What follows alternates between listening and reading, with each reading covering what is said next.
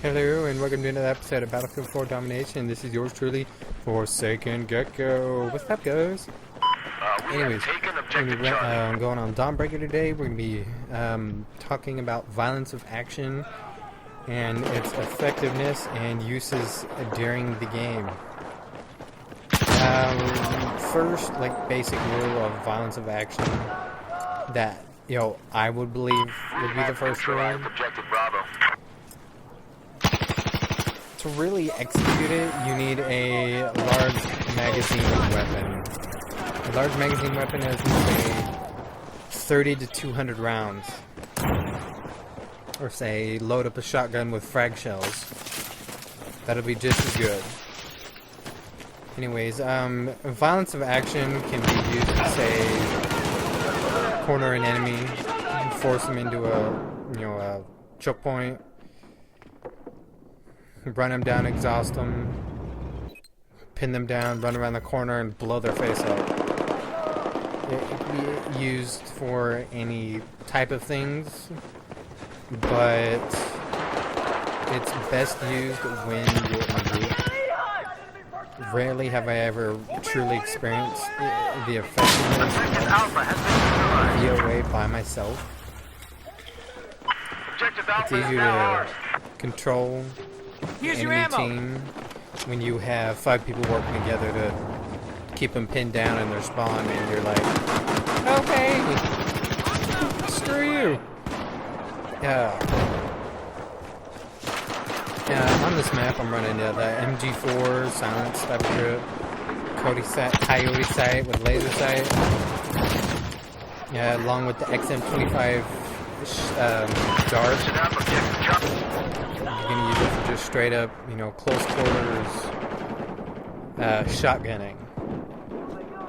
Just remember, when you're using a class just for like close quarters battle, take in mind what you'll be doing. Say you're gonna be running into groups of enemies, pick up an LMG. You need some for close quarters, change the secondary to the sawed-off shotgun secondary. Or with, like I did with the support class, use a XM25 dart. Thanks, man. Alright, now, when running from C to B, you're going to want to watch for a lot of the angles straight towards A. Mainly, a lot of what you're going to have to worry about is straight ahead towards A, or to the left under the breezeway towards the bus. You know what I'm talking about. Running from A to B, what you're gonna have to worry about is the walkway up there to your right, well, to the left when you're looking from B. You're also gonna have to worry about the stairs going up towards C, and then to the right towards the bus, plus the window in that walkway.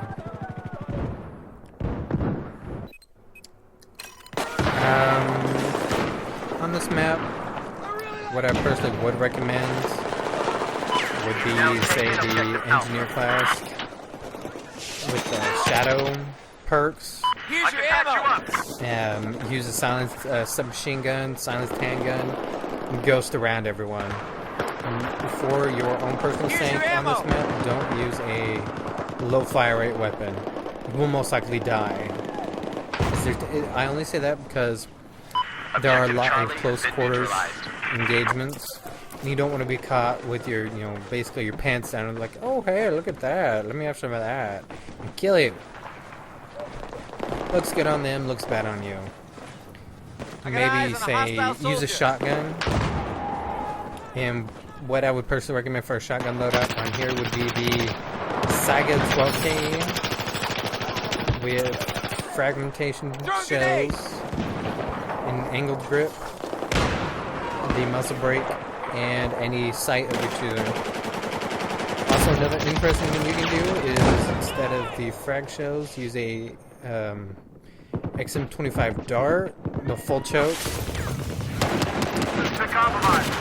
and an infrared scope. Here's your ammo. Pick it up. Helps with close quarters battle, and anyone to roughly short to medium range, you can kill him just because of the fact you have the darts, the flechette rounds.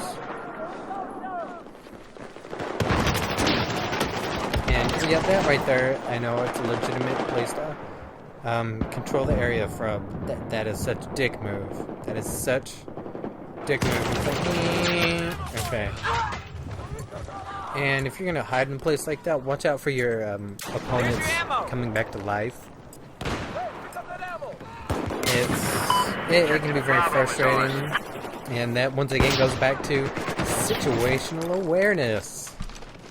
Being aware of the situation will allow you to be in control of the whole entire thing.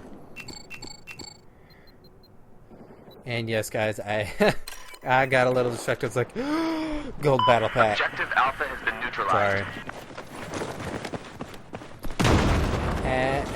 If you're really, hell-bent on winning, I don't recommend doing that, just because of the fact you will potentially risk your chance of winning because you got distracted looking at what stuff you got. And that right there, that's a good example of ghosting. Just, putting on a suppressor, no laser sight, you're good. Spotted a hostile soldier. And this right here that was an example of VOA. Sniper. Loading a large amount of lead upon your opponent at close quarters. Well, not really close quarters. Just enough to keep him pinned down. And this right here, that was some bad shooting on my part. And Julio Cesar comes around and shoots me in the face.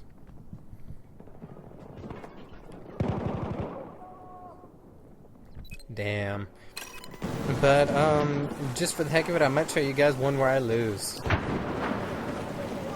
No, just cause. And just a reminder, guys, the tactics I described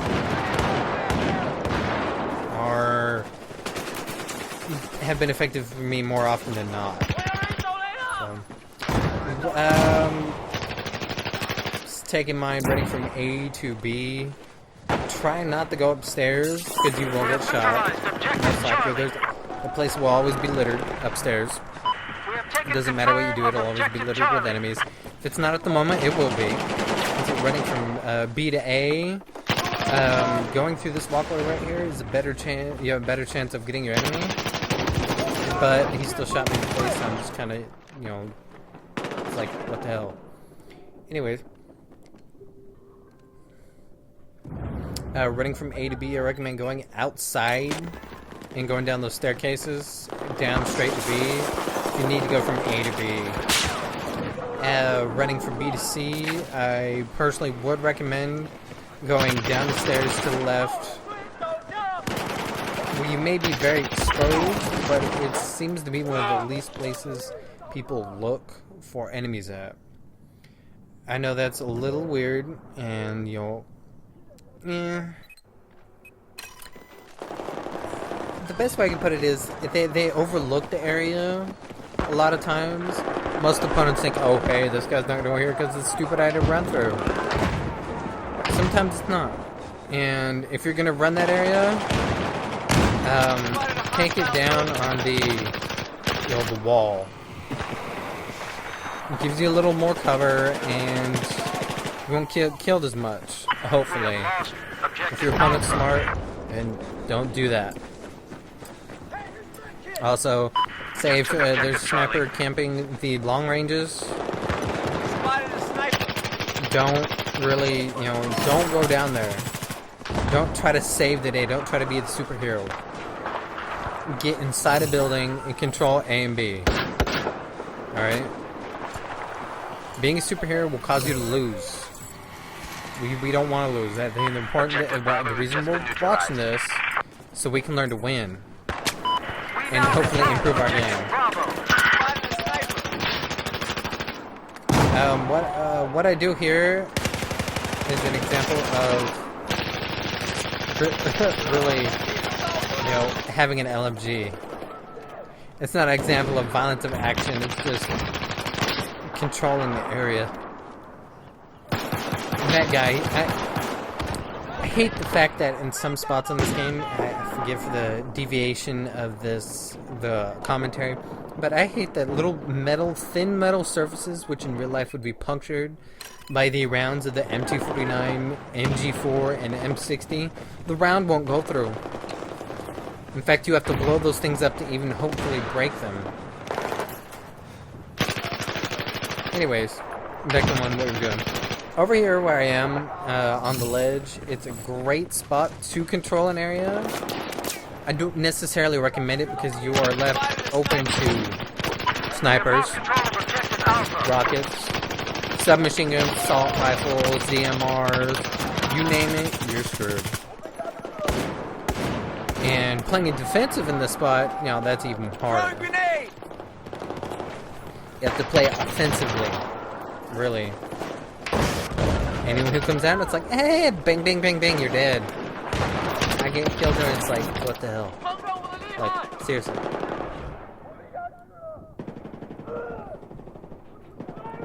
I really don't know what else I could say about this. I do want to say one thing, when using a fragmentation round loaded shotgun,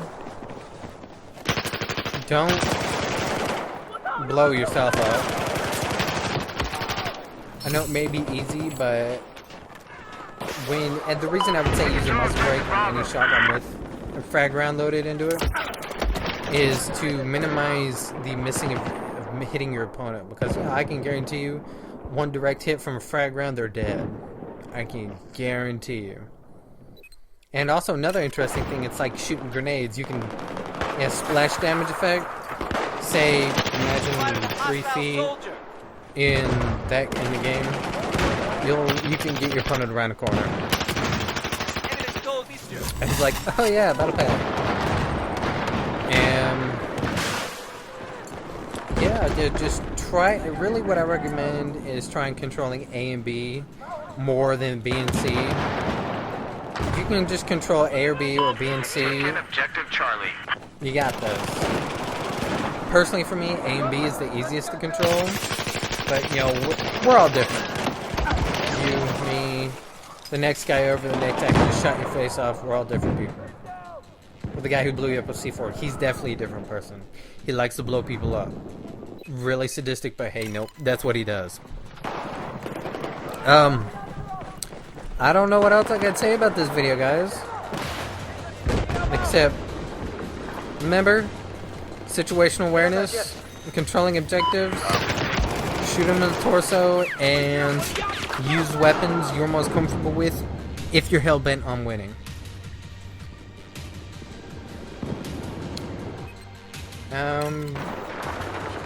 You know, and another tip about, one tip about ghosting real quick, if you're gonna try to hide, don't use a laser sight.